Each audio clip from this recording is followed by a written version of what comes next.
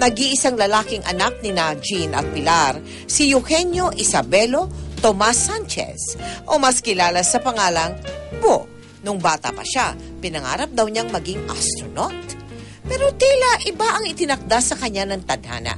Paano nga ba nagpapalaki ng isang Bo Sanchez? Paano yun? What was the environment in the house? How were your parents, your siblings? What? You think merong it is a factor? It is. It definitely, is. definitely. Okay. Family is very, very important. You know, when you have parents who spend time with you and then who believe in you, importante yun. And my parents believed in me and my parents supported me. And they were very family-centered. So, yung kumbaga, their life revolved around family.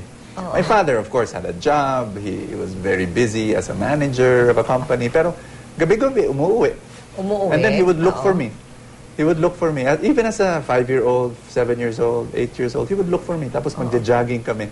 Pero Number may one ang ganito bang mga eksena dun sa bahay ninyo? Pagtungtong ng alas 6, baba kayong lahat, magpa-family rosary. May ganun ba? Meron naman. Meron. Oo.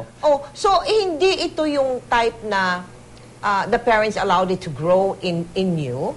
Kung hindi, they saw to it na sa tahanan ninyo, sinusunod itong mga kagawiang spiritual sa loob ng tahanan. Yes. They saw to it, ha? And it was not only let's pray tonight. Hindi lang ganoon, pero yung kita mo sila araw-araw nagsisimba. So may modeling na importante yung Diyos sa kanila. And then, through example, you see them, pag may mga decisions sa buhay, malaking decision, you see them, ano kaya gusto ni Lord? Tapos magdadasal yan. So, kita mo na... Madasali ng pamilya ni Bo. Bata pa lang daw sila, malapit na sila sa Diyos.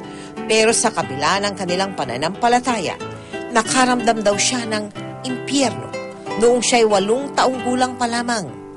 I was 8 years old when I was molested as a child. A cousin of mine, wala na siya, kinuha siya ni Lord. Why? Pero a cousin of mine, older than me by 10 years, kinuha lang niya, dinala niya ako sa kwarto niya, tapos abused me, molested me, pulled down my shorts. And, ako naman, I didn't know what was happening, I was struggling. Tapos parang, alam mo, your mind has a way of blocking out painful memories.